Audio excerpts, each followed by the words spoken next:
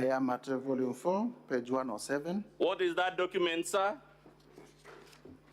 This is a joint will executors report on the status of the estate.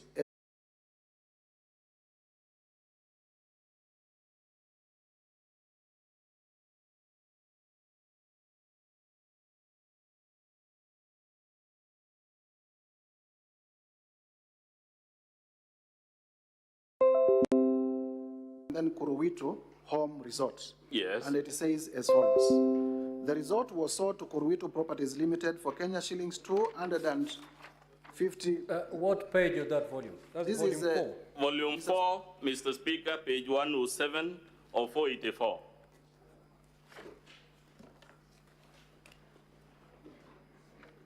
Volume 4, Mr. Speaker, page... We can continue? Yes, proceed. Kuruwitu Home Resort. The resort was sold to Kuruwitu Properties Limited for Kenya shillings 250 million only. Let's stop there. Yes. Is Kuruwitu Properties Limited, to which this hotel or resort was sold, a company linked to the Deputy President? Indeed, and we have annexed in our volume 2A. Yes. If Honorable Speaker and Senators would go to our volume 2A of our exhibits at page 8. We have volume 2A, page 8. We have annexed the form CR12 in respect of Kuruwitu. And who are shown as the directors there? The directors are Vipingo Beach Resort Limited. But let's also interrogate. Vipingo Beach Resort Limited, which we have demonstrated that is owned by Honorable Rigathi Gachagua's children. Back to volume 4, page 111 of 484. Can you read? At the top there, at page 111, for instance, the sale of Kuruwitu Beach Resort cottages and Olive Gardens Hotel was done after beneficiaries were appraised in the meeting of 24th June 2023, cited herein before. Significantly, the beneficiaries themselves in their meetings with one of the executors, underline one of the executors, approved the sale of Kuruwitu Home Resort to one of them, underline one of them. Who is also an executor, underline who is also an executor. Who is the executor and beneficiary being referred to here? The only executor and beneficiary of the late Rigathi Gachagua's estate, as named in the will and as named in this joint report, is one Honorable Rigathi Gachagua. Where is this property located, Honorable Mutuse? Vipingo Beach? Yes. Should be somewhere in the coast. Back to page 107 of volume 4. In his response, as the Deputy President explained where he got the sum of Kenya shillings 250 million to purchase this property. In fact, he denies buying the property. Mr. Speaker, I will cede the floor now to my learned friend, Mr. Wanyama, to prosecute the remaining grounds of the motion.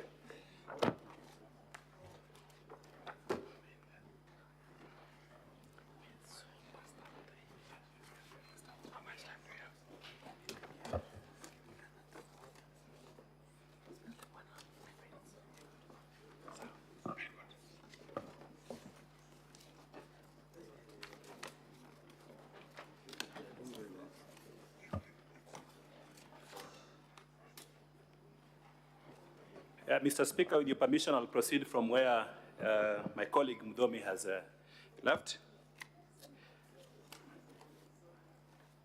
Honorable Mutuse, can you go to ground number 2 of your motion? We'll be there shortly. I think that's page 10 of volume 1.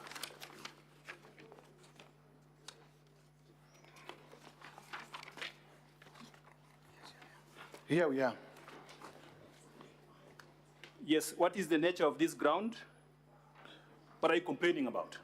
We are complaining that the Deputy President has on numerous occasions violated Article 147(1) as read together with Article 152(1) of the Constitution of Kenya. And in particular, Article 147(1) provides that the Deputy President shall be the principal assistant of the President and shall deputize for the President in the execution of the President's functions, while Article 152(1) of the Constitution states that the Deputy President is a member of the Cabinet. And in particular, through Cabinet communique, as you are aware, after every time there is a Cabinet meeting, there is normally a press release that is released.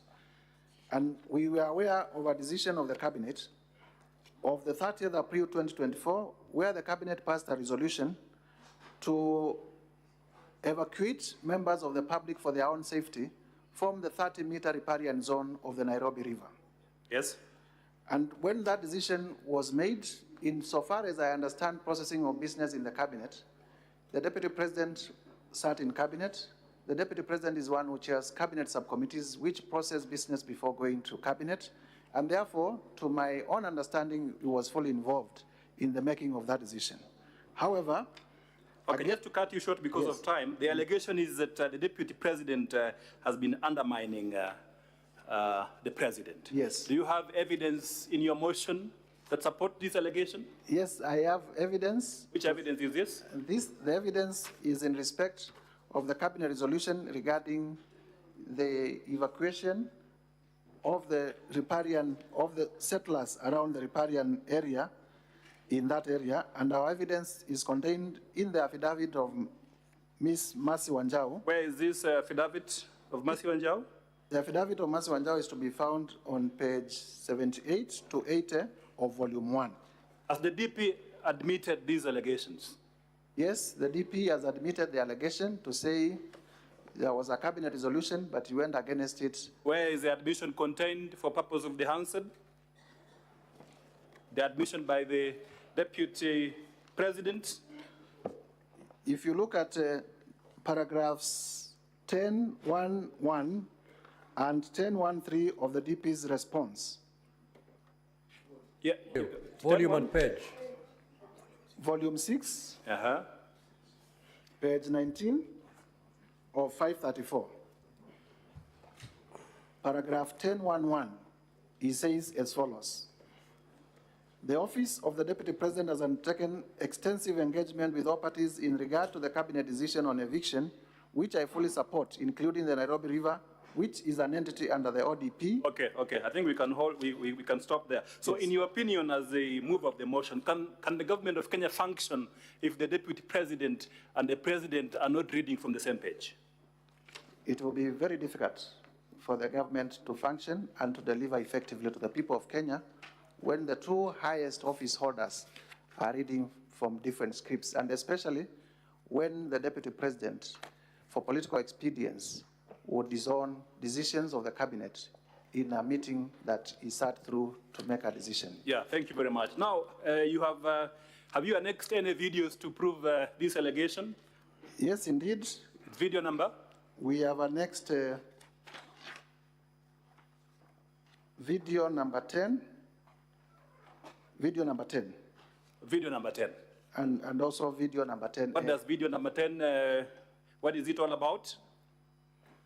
Maybe they can play it for honorable senators to see for themselves. Can you play video number 10 briefly? Mr. Speaker. Watu ya Kayole, tangu mtupatie nafasi, ndio? Maybe you can, na nimeona mumeandika vizuri Mr. Speaker, sir, because of time, we are ya requesting you play at, mteue kamati ya watu wachache. At ndio 1 mkuje minute niketi na 25. nyinyi. 1.25 Utakubaliana? Because of time. Mimi ningetaka wale watu ambaye walipata shida hii ya upomoaji, ambaye ni kitu tulikuwa tumeahidi wananchi haitafanyika kwa serikali yetu. Mimi ningetaka niwasikize na nitapanga na Mheshimiwa Meja Dong wakuje ndio tukue na nafasi ya kuongea. Let us not have a war with wananchi. Tusipigane na wananchi wale walituchagua. Let us be empathetic. Let us, if people must move, let there be an engagement and let people get adequate notice so that they can prepare for their next life ahead. You can't wake up one morning and terminate people's life. Let us not have a... Mr. Speaker, sir, we can stop there because of time. The video has been submitted as part of the evidence from the National Assembly. Honorable Mutuse, let's go to ground number, allegation number 3, ground number 3 very quickly. What is it all about? What is your complaint in the Senate? In ground number 3. Our complaint to the Senate is that the Deputy President has undermined devolution. Why do you say so, briefly? We say so because there was a lawful decision by the City County of Nairobi about... Which is this lawful decision? You can be specific. The City County of Nairobi did make a resolution, Yes. to relocate traders from CBD to Kangundo Road. Uh-huh. And the Deputy President, through evidence that we have, Is that decision to relocate traders a county government function?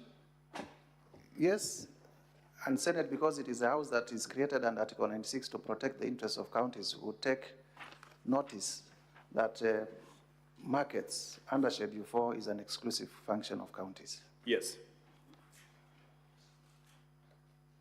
Have you submitted any video evidence to support these allegations? On Sakaja, the governor of Nairobi, with averments to that effect. This is at page 81 to 85 of our volume 1. Okay. I think the video is part of the evidence. It's part of the record. So why do you complain about this in the Senate? Why are you complaining? The senators want to see the video, want to hear, see and hear the video. Can we play video 12? Nairobi Governor Johnson Sakaja appear headed for yet another round of an influence contest of the capital city, with the Deputy President putting the governor on notice over the alleged mistreatment of traders in the city. And as Citizen TV's Melita Olatengas reports, the latest rupture in the relations between the two have been compounded by the broader tribulations of Gachagua